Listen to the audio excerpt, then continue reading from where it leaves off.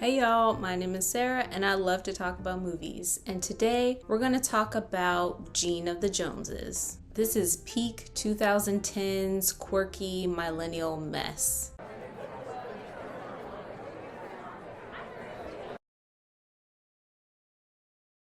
The day that Jean is broken up with by her longtime boyfriend and is visiting her grandmother, a man shows up at the house. She answers the door. He asks for her grandmother. Her grandmother comes around the corner. They see each other. He collapses. She collapses.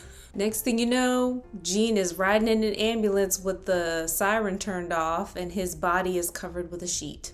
But when she asks her mother and aunts and her grandmother who he is, they're very reluctant to talk about him. At first, until they admit that he was her grandfather.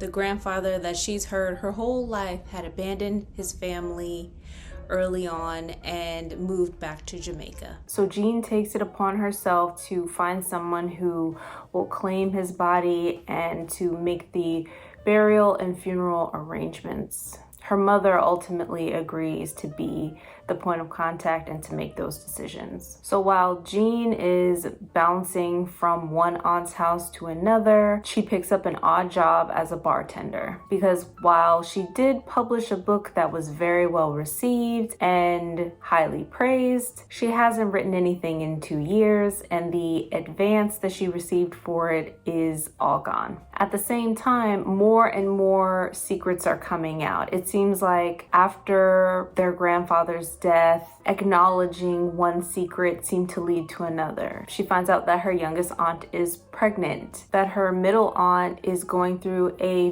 very dramatic separation right now, and that her grandmother may be in a relationship with someone. But Jean is not doing very well herself. She's stalking her ex, showing up where he works, watching his apartment in the middle of the night, and randomly hooking up with the paramedic she met the day her grandfather died. As the days go on and more preparations are made, she finds out little bits and pieces of her family's past and her grandfather's as well. Her mother softens during this time and shares a bit more about her childhood and the man that she remembered. And a half-sister pops up. So the day comes where they're having basically the viewing where, friends and family can come and say their last goodbyes before the actual burial. Her family, the Joneses, are the only ones in attendance, along with the half-sister that her mother and her other aunt did not know about.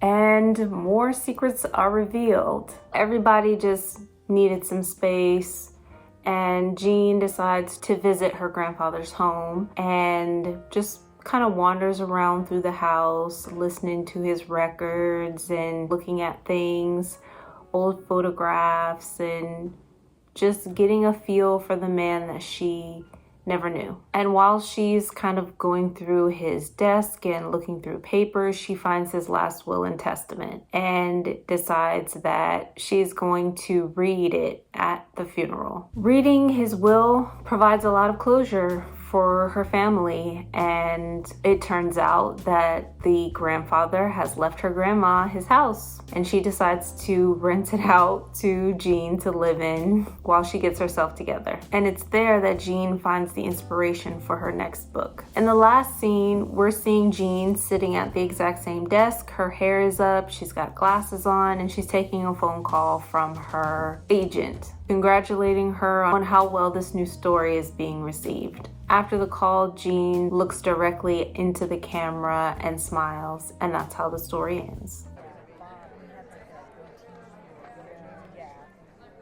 So I skipped over a bit because there's a lot that goes on here. It's like secrets and revelations, moving back and forth between Jean going through the normal motions of life and Jean being very direct with her questions about her family and things that happened in the past. Emotions are all over the place in this movie. That out of all of the characters, Jean's mother, Maureen, carried this entire film. Her emotional journey was so much stronger than all of the other characters outside of the half-sister when she found out that her father had died. That was one of the most satisfying things about the movie, was Maureen's journey and her closure. And I say that because Jean's character is so millennial that her actual character has kind of disappeared into all these stereotypes. I mean, her having no money, but all these beautiful high fashion couture shoes and clothes and bags, and at the same time being literally homeless. The things that got me about her character was, one, she didn't really seem to be affected by anything that happened. Not the man dying on her porch. She seemed surprised, but not like affected. Finding out he was her grandfather, again, surprised, but not really affected. It just seemed like something for her to do during this time when she had nothing to do. And that's how I felt about the breakup between her and her ex. It was kind of surprising to find out how long they'd been together. They'd been together for like 6 years or something like that. And their breakup was like they had only been dating a few months. I mean, she left his apartment with a box like somebody who just got laid off from their job. There's like a plant hanging out. It's full of books and random things. It just didn't seem like 6 years worth of memories was packed into that little Jeep that day. So her becoming overly obsessed with him, sitting outside his apartment in the middle of the night smoking, just seemed out of her character because she just didn't seem to care that much. It just seemed more like she was trying to maintain things as they were, and he was not interested in doing that. So she just kept reaching out to him and being there, I guess in the hopes that he would somehow remember that he was in love with her. I'm not quite sure. It was very weird. Like, she was sitting outside his apartment, who knows how long. She's smoking out there. Somebody's walking by her car. Her window is down. And she throws the butt directly into this person's face. And it wasn't because she was on her phone. It wasn't because she was listening to music. She literally did that because her attention was so on something else that she didn't see a whole human being walking up her side of her car. And out of all the time that she had, hit this person in the face with the butt of this cigarette or whatever it was. And the person was like, oh God. And she was like, again, seemed surprised, and she said, I'm so sorry. But girl, you threw a cigarette at somebody. It reminded me of those random comedy dramas from like the early 2000s to the 2010s where it's like you're doing all this random stupid stuff where you just do random things. I don't know if you guys remember Lola Versus, where the main character goes to, I think it's a butcher shop, and she gets smoked fish and she's eating it outside just randomly, some smoked salmon, and this guy walks up to her and is like flirting with her, and he asks her out and all this stuff. She says something like, I don't even like it. I'm just eating it because I've been crying a lot lately and I feel like I need the salt. It's like, what? But then as she's driving back to her aunt's house, she sees her grandmother entering the apartment building, and some older gentleman is letting her in. She recognizes that it's her grandma, and she don't know who that man is, but she is like, something is up here. Very like coincidental types of stuff like that. Her aunt like hooking up with the doctor where she works, and then getting pregnant, and then going back and forth about the pregnancy and blowing things way out of proportion, confronting him about flirting with someone he was working with. It was comical in like a goofball kind of way. Her grandmother being her grandmother was great because she don't say much, but she means what she say. And a lot of it is in the body language of her grandmother, which feels very relatable and real. It's a lot of secrets underneath that wig, and she's not about to tell you not near one of them. Her mom being as tense as she was immediately set her apart from the other characters. And you wondered why that is, but it was like pulling teeth to get answers. Like, you don't find out that Jean's father passed away, number one, because you think that he like divorced her or they're separated or something. he's not there and his absence is felt.